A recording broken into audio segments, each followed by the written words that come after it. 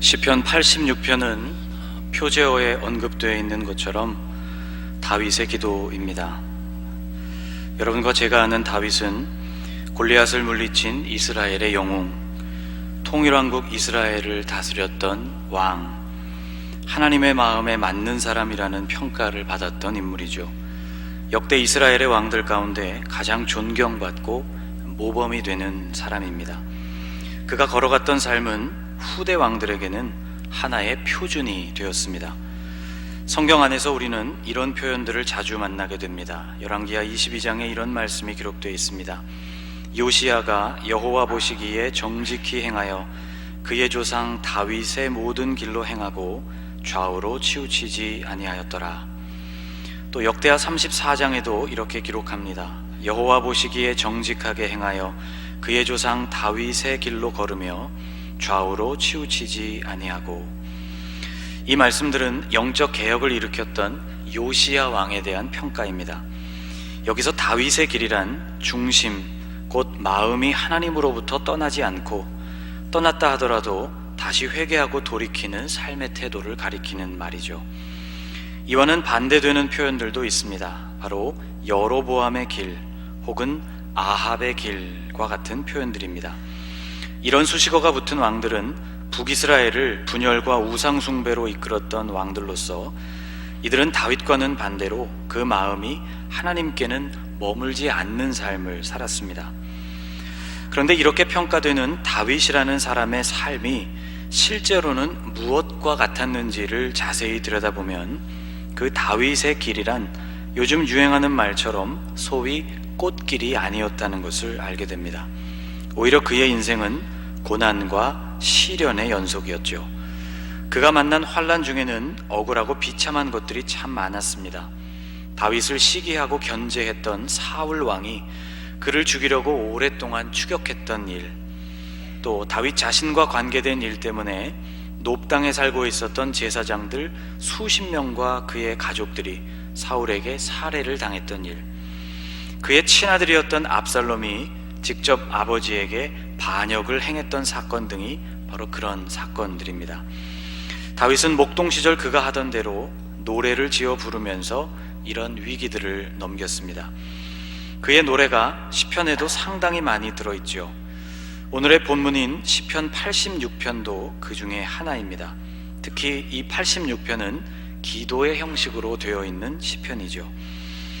86편을 지어 부를 때 다윗이 구체적으로 어떤 고난을 만났는지는 알기가 어렵습니다.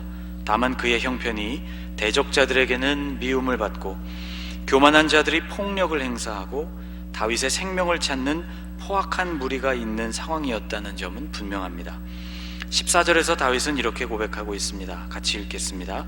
하나님이여, 교만한 자들이 일어나 나를 치고 포악한 자의 무리가 내 영혼을 찾아 싸우며 자기 앞에 줄을 두지 아니하였나이다. 다윗이 만난 상황을 자세히 기록하고 있죠. 또 17절 말씀을 보면 나를 미워하는 그들이라는 표현이 등장하고 있습니다. 이렇게 곤란한 상황 속에서 다윗은 도대체 무엇이라고 기도를 했을까? 우선 다윗은 하나님께 영광을 돌리고 있습니다. 12절을 보면 놀랍게도 그는 이렇게 고백하고 있습니다.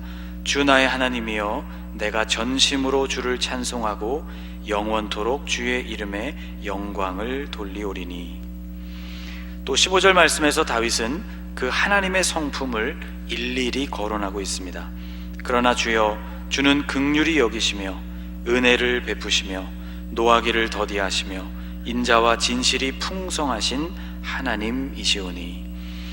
주님께서 긍휼과 은혜와 오래 참으심과 사랑과 진실하심으로 가득하시다는 고백인 것이죠. 그가 기도하고 있는 이 하나님은 이런 칭송과 영광을 받으시기에 진실로 합당하신 분이셨습니다. 예수님께서 가르쳐 주신 기도의 앞부분에도 하나님의 이름을 거룩히 높이면서 시작하고 있습니다. 아버지의 이름을 거룩하게 하옵소서라고 되어 있죠. 그리고 다윗은 또 감사하고 있습니다. 13절에 이런 말씀이 나옵니다. 이는 내게 행하신 주의 인자하심이 크사 내 영혼을 깊은 수올에서 건지셨음이니이다.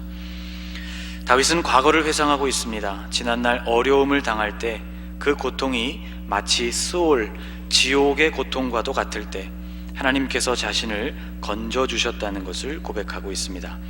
그 후에 다윗은 자신이 하고 싶은 본론으로 들어갑니다. 본론은 16절과 17절 두 절 말씀입니다. 같이 한번 읽겠습니다. 내게로 돌이키사 내게 은혜를 베푸소서. 주의 종에게 힘을 주시고 주의 여종의 아들을 구원하소서. 은총의 표적을 내게 보이소서. 그러면 나를 미워하는 그들이 보고 부끄러워하오리니 여호와여 주는 나를 돕고 위로하시는 이시니이다. 그의 간구를 풀어보면 이런 뜻입니다. 주님, 나에게 은혜를 베풀어 주십시오. 나에게 힘을 주십시오. 나를 구원해 주십시오. 나에게 은총의 표적을 보여주십시오. 은총의 표적이라는 표현에서 은총이라고 번역된 원래의 단어는 히브리어 토브라는 단어입니다. 좋다, 선하다, 아름답다와 같은 단어로 해석되는 이 단어는 구약 성경에서 559회 정도나 등장하고 있습니다. 이 단어가 하나님과 관계되어서 쓰일 때는 하나님의 성품을 포괄적으로 가리키는 표현이죠. 곧 그분의 완전한 성품, 변함없는 성품, 인자하신 성품, 주님이 행하신 그 일의 완전하심 등을 나타낼 때 사용된 단어입니다. 창조의 이야기가 기록되어 있는 창세기 1장에만 7번씩 연달아 등장하고 있는 단어이기도 하죠. 좋았다는 단어입니다. 하나님의 창조 역사는 그 자체로 좋았고 그 일을 행하신 하나님이 선하셨으며 그 결과로 인해 생겨난 세계 역시 선하고 좋았다는 의미입니다. 그러니까 시편 86편에서 은총의 표적이라는 이 말은 다른 말로 선하심의 징표, 선하심의 증거라는 의미가 됩니다. 다윗은 지금 하나님께서 선하시다는 증거를 나에게 보여주십시오 라고 기도하고 있는 것이죠. 다윗은 그것을 하나님께서 그에게 보여주셔야만 할 이유를 이렇게 주장했습니다. 은총의 표적을 내게 보이소서. 그러면 나를 미워하는 그들이 보고 부끄러워하오리니 여호와여 주는 나를 돕고 위로하시는 이시니이다. 하나님의 선하심, 곧 주님의 긍휼, 사랑, 오래 참으심, 그분의 진실하심을 나에게 증거로 나타내 주셔야 할 그 이유가 나를 미워하는 자들이 그것을 보고 부끄러움을 느끼도록 하기 위해서였다는 것이죠. 이 본문으로 말씀을 전해야겠다고 선별해 놓은 것이 지난 9월쯤이었습니다. 제목도 이미 그때 정해 놓은 것입니다. 그런데 말씀을 묵상해도 이상하게 제 안에서 진전이 없었습니다. 우선 이 본문에는 제가 좋아하는 이야기가 없습니다. 이 시편은 일방적인 다윗의 고백일 뿐 그 안에 그 시편을 고백하게 된 다윗의 삶에 대한 배경이나 어떤 스토리가 들어있지 않습니다. 또 그의 고백은 여느 시편에서 우리가 흔히 만나볼 수 있는 그런 고백이었습니다. 여러분, 시편을 한번 읽어보십시오. 이와 비슷한 종류의 시편, 비슷한 종류의 고백들이 상당히 많다는 것을 알게 되실 겁니다. 그런데 제 마음에 가장 들지 않았던 것은 바로 다윗이 기도하고 있는 그 기도의 내용이었습니다. 다윗의 기도 내용을 지금 막 설명드렸습니다. 그의 기도의 내용은 아주 단순합니다. 단순하다 못해 유치하기까지 합니다. 결국 다윗의 기도는 자신을 미워하는 자들을 하나님께서 벌하시고 혼내달라는 기도가 아닙니까? 설교 준비의 초기 단계에서 또는 설교가 막히게 될 때 저는 제 속에서 떠오르는 질문들을 여과 없이 기록하곤 하는데 이 시편의 경우에도 그랬습니다. 제가 메모한 내용을 여러분에게 그대로 소개합니다. 이렇게 적었습니다. 제 스스로 묻고 제 스스로 대답한 기록인데요.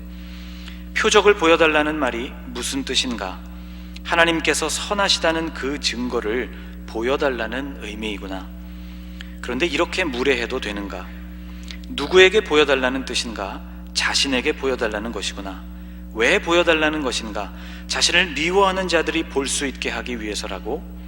아니, 무슨 다윗처럼 유명한 사람이 기록한 시편이 이렇게 이기적이면서도 유치할 수 있을까? 하나님을 찬양하고 그분의 거룩한 성품을 쭉 열거하고 그리고 본론에 들어가서 하는 말이 자신을 미워하는 자들에게 하나님께서 본때를 보여달라는 기도입니다. 시작은 참 거창했는데 결국 그 내용이라는 것이 마치 아빠에게 달려와서 자신을 괴롭힌 친구들을 고자질하고 있는 아이와도 같다는 생각이 들었습니다. 그런데 정말 한참을 생각해 보니 바로 이 점이 이 시편이 갖고 있는 매력이 아닌가 하는 생각을 하게 되었습니다. 여기 기록되어 있는 다윗의 기도는 다윗이 하나님과 실제로 어떤 관계였는지를 우리에게 잘 보여줍니다. 다시 그의 고백을 살펴보면 다윗은 여호와 하나님을 자신을 돕고 위로하시는 분으로 고백하고 있습니다. 여러분 17절 뒷부분을 다시 들여다보십시오. 여호와여 주는 나를 돕고 위로하시는 이시니이다. 이 시는 지극히 개인적인 시입니다. 바로 여기에 이 시편의 가치가 있다고 할 수 있습니다. 생각해보면 다윗의 기도는 처음부터 누군가에게 이것을 보여줄 목적으로, 그런 목적으로 기록되지는 않았을 것입니다. 이것은 마치 일기와 같이 자신의 삶을 있는 그대로 하나님께 고백하는 그런 형식의 글이었겠죠. 그렇다면 이런 글에는 창조주 하나님을 향한 고상한 격식만 가득할 이유가 전혀 없습니다. 그의 기도는 지금까지 그와 동행해 주셨던 목자이신 하나님과 나누는 친밀하고 솔직한 대화였던 것이죠. 다윗의 기도는 가장 일상적인 언어를 사용하여서 가장 솔직하게 마음에 있는 그대로를 쏟아놓게 된 결과물입니다. 이렇게 고백된 기도라고 해서 그 기도의 격이 낮아지는 것은 결코 아니죠. 또한 그의 기도에 등장하시는 하나님의 격이 낮아지는 것도 결코 아닙니다. 이런 기도야말로 아버지와 아들이 나누는 친밀하고 솔직한 대화입니다. 예수님께서 회당장 야이로의 딸을 고쳐주시기 위해서 길을 가고 계실 때 혈루증으로 고생하던 한 여인이 예수님 뒤로 가만히 다가와서 주님의 옷을 만진 사건이 있었습니다. 그녀는 즉시 치유되었습니다. 이 기쁜 사건이 조용히 지나갔으면 참 좋았을 텐데 주님은 멈춰 서셨고 뒤돌아 말씀하시기를 누가 내 옷에 손을 대었느냐고 물으셨죠. 예수께서 그 능력이 자기에게서 나간 줄을 곧 스스로 아시고 무리 가운데서 돌이켜 말씀하시되 누가 내 옷에 손을 대었느냐 하시니, 큰일이었습니다. 여인은 주님 앞에 방금 자신이 한 모든 일들과 본인이 처해 있었던 상황을 솔직하게 털어놓았습니다. 이제 주님의 책망이 그녀에게 돌아올 것이었죠. 그런데 주님은 뜻밖의 말씀을 하셨습니다. 예수께서 이르시되 딸아 내 믿음이 너를 구원하였으니 평안히 가라. 내 병에서 놓여 건강할지어다. 여기 우리가 이해하기 난해한 표현이 하나 들어있습니다. 바로 딸아라는 호칭입니다. 처음 본 여인에게 다짜고짜 딸아라니, 분명히 이 만남은 예수님과 이 여인의 첫 번째 만남이었습니다. 백성들에게 아무리 존경을 받는 선생이라지만 예수님은 이제 겨우 30을 넘긴 청년이었죠. 젊은 랍비가 처음 보는 여인에게, 더구나 자신보다 나이가 많을지도 모르는 그 여인에게 딸이여 라고 부르는 이 상황은 결코 자연스러운 상황이 아닙니다. 대단한 결례처럼도 보이죠. 그런데 이것은 오히려 그 반대였습니다. 주님의 이 말씀은 주님께서 이 여인을 이해하고 용납하고 계시다는 표현이었습니다. 유대인의 겉옷은 아주 특별한 물건이라고 말씀을 드렸죠. 그것은 한낮에 뜨거운 태양을 막아주고 밤중에 한기를 차단해주는 아주 실용적인 소품이었을 뿐만이 아니라 한 사람의 사회적인 지위를 나타내주는 물건이었습니다. 겉옷은 곧 그 사람이라고 말해도 좋을 것입니다. 엘리야가 그의 후계자였던 엘리사를 부를 때 소와 함께 밭을 갈고 있었던 엘리사에게 엘리야는 자신의 겉옷을 던졌습니다. 엘리야가 거기서 떠나 사밧의 아들 엘리사를 만나니 그가 12겨리소를 앞세우고 밭을 가는데 자기는 12째 겨리소와 함께 있더라. 엘리야가 그리로 건너가서 겉옷을 그의 위에 던졌더니 라고 기록하고 있습니다. 아마 우리 같으면 밭을 갈고 있는데 왜 쓸데없이 내 일을 방해하느냐고 화를 냈을지도 모르죠. 그런데 엘리사는 그러지를 않았습니다. 오히려 엘리사는 이 행동이 의미하고 있는 바를 정확히 알았습니다. 엘리사는 그 뒤에 이렇게 행동했습니다. 그가 소를 버리고 엘리야에게로 달려가서 이르되 청하건대 나를 내 부모와 입맞추게 하소서.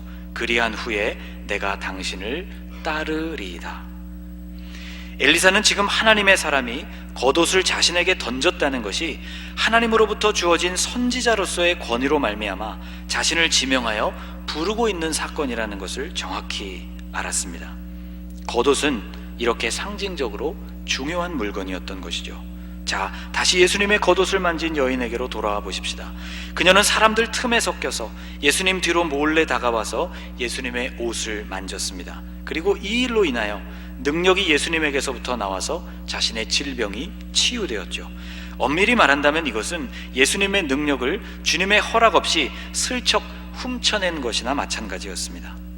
허락도 받지 않고 남의 겉옷, 그것도 존경받는 선생님의 옷에 손을 댄 데다가 그 행동의 결과로 자신이 치유되었으니 여러분, 이 여인의 마음이 얼마나 미안하고 두려웠겠습니까? 그런데 예수님은 그녀를 딸이라고 불러주셨습니다. 신분과 지위가 높은 사람, 그런 사람의 겉옷을 쉽게 만질 수 있는 사람, 그것을 만지는 일이 자신에게 흠이 되거나 두려움의 이유가 되지 않는 사람이 여러분 누구이겠습니까? 바로 그의 자녀이겠죠. 그러므로 예수님이 말씀하신 딸아 평안히 가라는 이 말씀은 그 여인을 하나님의 자녀로, 주님과 그만큼 친밀하고 가까운 존재로 인정해 주신다는 선언이었던 셈입니다. 다윗은 예수님 시대로부터 한참 이전의 사람입니다. 우리는 그러나 그의 고백 속에서 이와 똑같은 친밀함을 발견하고 하게 됩니다. 하나님은 그에게 목자와 같은 존재이시자 아버지와도 같은 존재였죠. 은총의 표적, 하나님께서 선하시다는 증거를 좀 보여달라고, 나를 미워하는 사람들이 그것을 보면서 부끄러워할 수 있도록 주님의 선하심을 나에게 보여달라고 하는 그의 기도는 하나님과 가깝게 지내는 사람만이 드릴 수 있는 기도였습니다. 하나님과의 친밀함과 그 특별한 관계는 12절 서두에도 드러나 있습니다. 12절이 이렇게 시작하고 있죠. 주 나의 하나님이요, 주 나의 하나님이요. 다윗은 지금 자신이 기도하고 있는 그분을 주님이라고 고백하는 동시에 나의 하나님이라고 고백하고 있습니다. 다윗은 15절에서 하나님의 성품을 이렇게 고백했죠. 그러나 주여 주는 긍휼히 여기시며 은혜를 베푸시며 노하기를 더디하시며 인자와 진실이 풍성하신 하나님이시오니. 하나님이 어떤 분이신가에 대해서 이보다 더 잘 설명하기가 힘들 만큼 이 설명은 공식적이고 완벽한 설명입니다. 그런데 그 이전에 그 하나님은 다윗에게 있어서 나의 하나님이었습니다. 사랑하는 여러분, 여러분에게도 이런 고백이 있으십니까? 하나님께서 어떤 분이시라는 일반적인 지식을 뛰어넘는 나의 하나님으로서의 고백이 있느냐 말입니다. 여러분, 주님은 우리와 멀리 계신 분이 아니십니다. 그분은 우리 가까이에 계십니다. 주님은 우리의 앞과 뒤와 옆에, 그리고 우리 안에 계신 분이십니다. 그분이 우리의 아버지이십니다. 우리는 그분의 아들이고 그분의 딸인 것이죠. 사랑하는 여러분, 친밀한 관계에서 삼위일체 하나님을 경험하실 수 있기를 주님의 이름으로 축복합니다. 은총의 표적, 하나님이 나에게 선하신 분이라는 표적을 감히 구할 수 있는 관계가 되실 수 있기를, 딸아 평안히 가라, 아들아 안심하라, 이런 말씀을 들을 수 있는 관계로 들어가실 수 있기를 주님의 이름으로 축복합니다. 기도하겠습니다.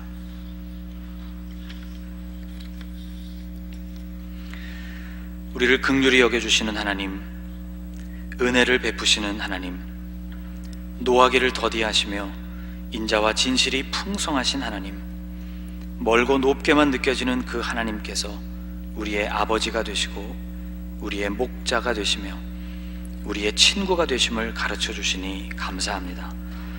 우리에게 일어나는 어떤 일이든 우리가 주님께 그 일을 아뢰 수 있고, 우리의 마음에 일어나는 어떤 변화나 어려움이든 그것을 주님께 말씀드릴 수 있음을 기억하게 하옵소서. 주님, 우리의 아버지가 되어주셔서 감사합니다. 그 관계를 매 순간 누려가게 하옵소서. 예수님의 이름으로 기도하옵나이다. 아멘.